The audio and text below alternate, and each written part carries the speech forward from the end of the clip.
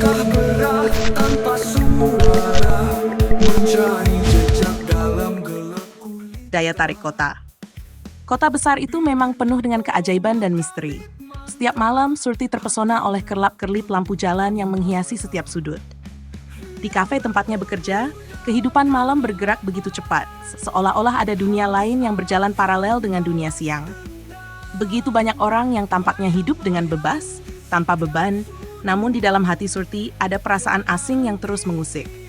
Suatu malam, ketika ia sedang berjalan menuju meja untuk mengantarkan pesanan, ia berhenti sejenak di dekat jendela kaca yang besar.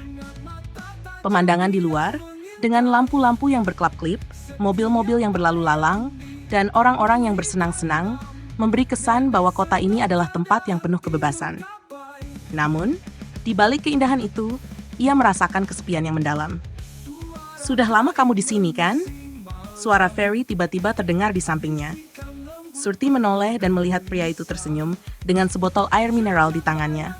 "Baru beberapa minggu," jawab Surti pelan, mencoba menutupi perasaan yang mulai menyusup dalam dirinya. "Kelihatannya kamu agak terdiam. Apa yang kamu pikirkan?" tanya Ferry dengan tatapan penasaran, seolah ia bisa membaca kegelisahan dalam diri Surti. Surti menghela napas panjang. "Kadang aku merasa ada yang aneh dengan semua ini, Ferry.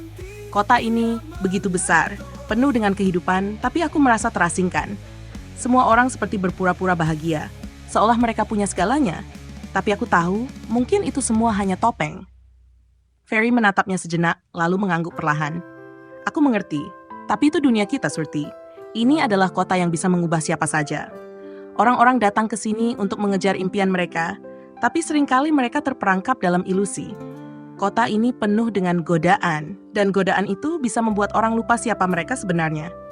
Surti terdiam, pikirannya melayang. "Apakah aku juga terperangkap dalam ilusi ini?" tanyanya pada dirinya sendiri. Namun, malam itu, ketika Surti pulang setelah shift kerja, sesuatu yang lebih gelap mulai menariknya. Saat ia melewati ganggang sempit di luar kafe, seseorang memanggilnya dengan suara yang familiar. "Surti." Ia menoleh dan melihat Nita berdiri di ujung gang, matanya tajam menatapnya. "Ada apa?" tanya Surti, mencoba terlihat tenang meskipun hatinya berdebar. Nita tersenyum, tapi senyum itu terasa sinis. "Aku tahu kamu baru di sini, dan kota ini bisa jadi tempat yang sangat menggoda. Tapi kamu harus berhati-hati. Ada banyak pria yang menganggapmu hanya sebagai objek. Mereka tidak peduli siapa kamu sebenarnya," kata Nita dengan nada yang lebih serius dari biasanya. "Apa maksudmu?" tanya Surti sedikit bingung. "Begini," Nita mendekat dan menepuk bahunya.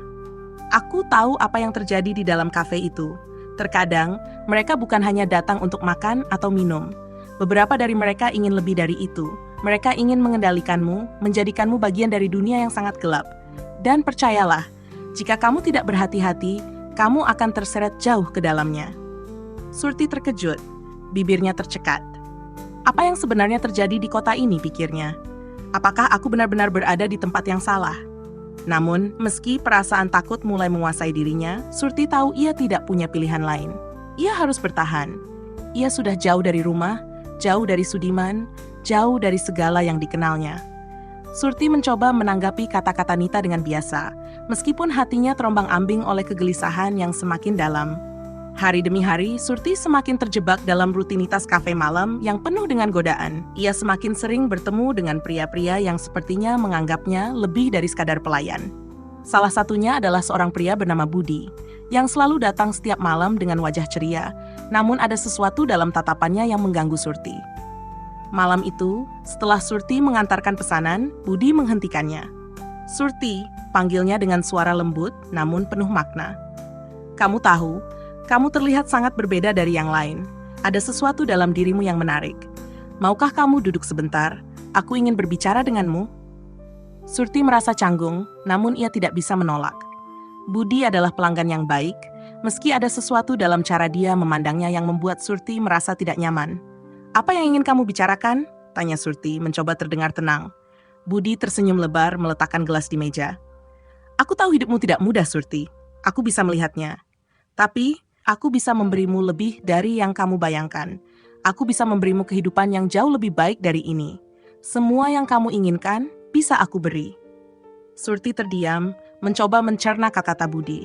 Namun, dalam hatinya, ia merasa ada yang tidak beres.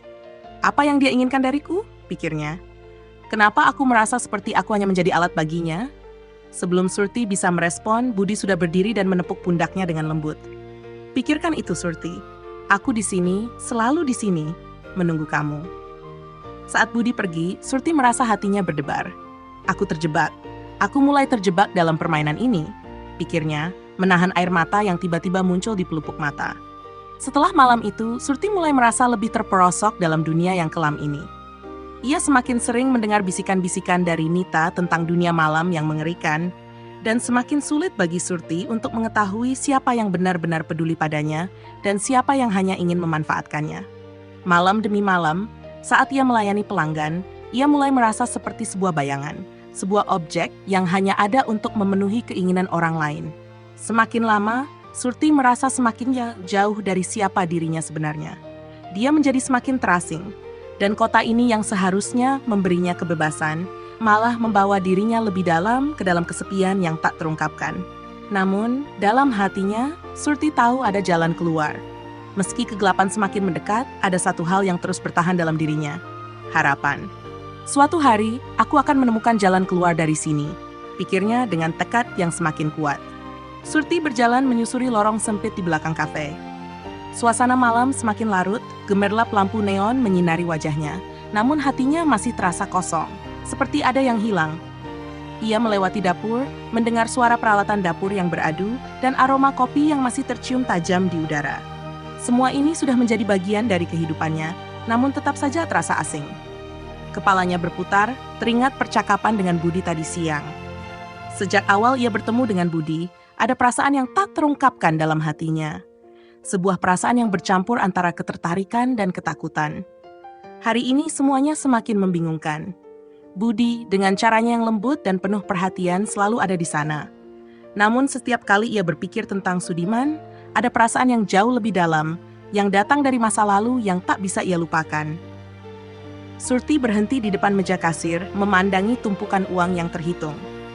Ini adalah dunia baru yang aku pilih, pikirnya, dunia yang datang dengan harga. Ia merasakan berat di dadanya, tapi ia tahu tidak ada jalan lain. Tidak ada pilihan selain bertahan. Tiba-tiba suara langkah kaki mendekat, mengalihkan pikirannya. Budi muncul di ujung lorong, mengenakan jaket kulit yang terlihat begitu berbeda dengan suramnya malam itu. Matanya yang tajam menatapnya dengan penuh perhatian, seolah mencari jawaban yang belum keluar dari bibir Surti.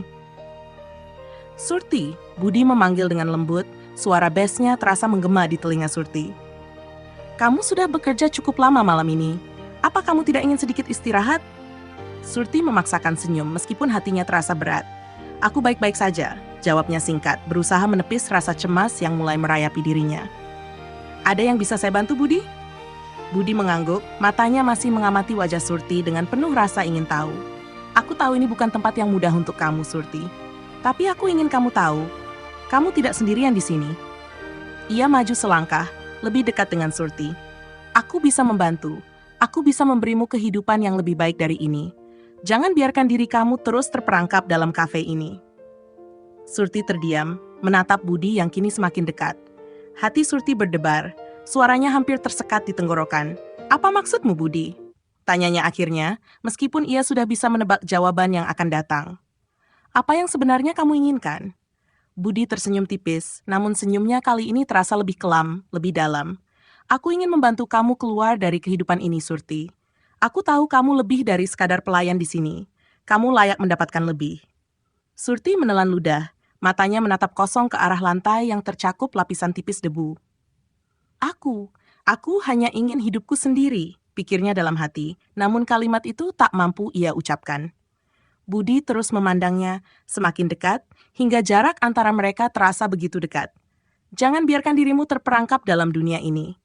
Aku bisa memberimu kebebasan. Aku bisa memberikanmu dunia yang tidak seperti yang kamu kenal sekarang. Tapi kamu harus memilih, Surti. Surti menggigit bibirnya, berusaha keras menahan perasaan yang begitu membuncah. Apa yang terjadi padaku? Kenapa aku merasa begitu ragu? Pikirnya mencemaskan pilihan yang semakin berat. Apakah kamu tidak ingin punya hidup yang lebih baik? Tanya Budi hampir berbisik, suaranya lembut namun memaksa. Aku bisa beri kamu apapun yang kamu inginkan, Surti. keamanan, kenyamanan, semua yang kamu impikan. Aku akan menjaga kamu. Surti mendongak, matanya penuh kebingungan. Kenapa kamu begitu peduli padaku, Budi? Ia tidak bisa menahan rasa herannya. Apakah ini semua benar-benar untukku, atau ada sesuatu yang tersembunyi di balik kata-kata manismu? Budi hanya tersenyum, tidak menjawab langsung. Kita semua punya masa lalu, Surti. Aku tahu kamu punya beban yang berat di hatimu. Kamu tidak perlu membawa itu sendirian. Aku akan ada untukmu. Surti terdiam, hatinya terombang-ambing. Apakah ini yang benar-benar aku inginkan? Pikirnya, matanya mengarah ke pintu keluar kafe yang gelap.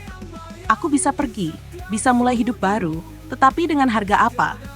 Perasaan bersalah mulai mengisi ruang dalam dirinya, sementara Budi tetap berdiri di hadapannya, menunggunya untuk memberi jawaban. Ketegangan di antara mereka meningkat. Surti bisa merasakan dorongan kuat dari Budi, tetapi hatinya menjerit untuk kebebasan yang ia rindukan, yang selalu ia cari. Apa yang aku lakukan di sini? Apa yang aku cari? Pikirnya, hatinya mulai penuh dengan kebingungan yang tak terungkapkan. Budi, yang sudah tahu bahwa Surti membutuhkan dorongan untuk membuat keputusan, akhirnya mengangkat bahunya dengan senyum tipis. Ambil waktumu, Surti. Tapi ingat, kesempatan tidak akan datang dua kali. Dengan itu, Budi berbalik dan meninggalkan Surti yang masih terdiam di tempat merenung. Hati Surti berdegup kencang, seolah ada sesuatu yang besar akan terjadi, sesuatu yang akan mengubah hidupnya selamanya. Aku tidak tahu apa yang aku inginkan lagi, pikirnya, merasa semakin terperangkap dalam dunia yang gelap ini. Lalu perlahan-lahan ia kembali bekerja, tetapi pikirannya masih terikat pada percakapan tadi. Apakah aku akan mampu keluar dari kehidupan ini? Atau akankah aku terjebak selamanya?